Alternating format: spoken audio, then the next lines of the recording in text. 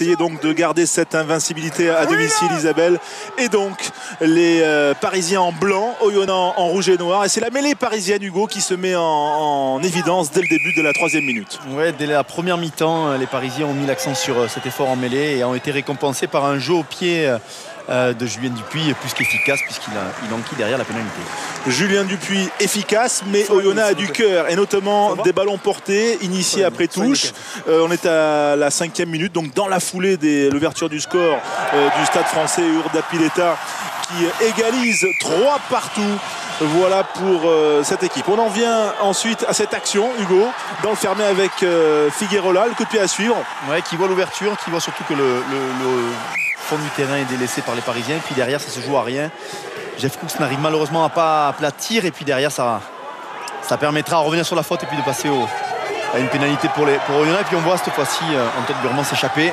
Ouais, il y avait 6-3 à ce moment-là pour Oyonnax. La réaction, on est à la 20e minute à peu près pour le Stade Français. Donc l'échappée de Burban. C'est l'un des rares temps forts du Stade Français sur cette action qui va se conclure par une pénalité finalement. Oui, par une pénalité, mêmes effets des deux côtés. On essaye beaucoup, mais malheureusement un peu d'imprécision ne permet pas aux équipes de marquer des essais. 6 partout, puis 9-6 pour le Stade Français. On arrive à la dernière minute de cette première mi-temps. Une succession de mêlées près de la ligne du Stade Français. Regardez l'effort de la mêlée d'Oyonnax, un peu malmenée jusque-là, et elle récupère le ballon pour une occasion sur un côté fermé, et on retrouve à nouveau le duel Burban-Tian.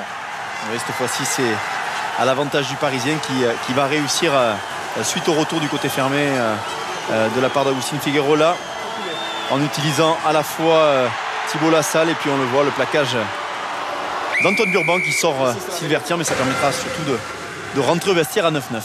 12-9 ensuite par une pénalité d'Urdapilleta, et puis ce geste, 67e minute, PAE qui a fait son entrée, carton jaune.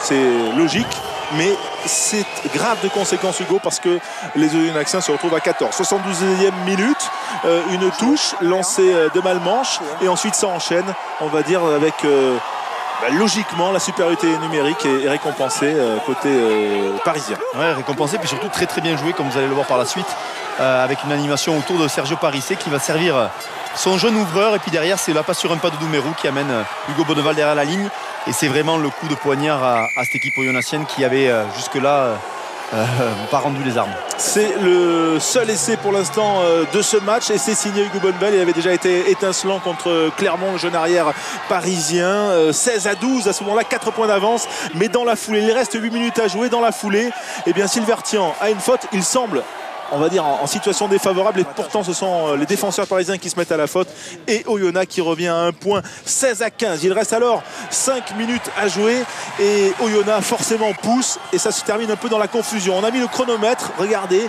10 secondes à jouer, 10 secondes importantes, peut-être une balle de match. Thibault Lassalle en débordement, il est poussé en touche, la touche peut-être va être jouée, il reste 4 secondes au chronomètre, mais visiblement le chronomètre de l'arbitre n'est pas réglé de la même façon, et au final Monsieur Gahuzer siffle la fin du match, bien sûr hué par le public d'Oyonnax. La joie pour cette première victoire à l'extérieur du Stade Français, la deuxième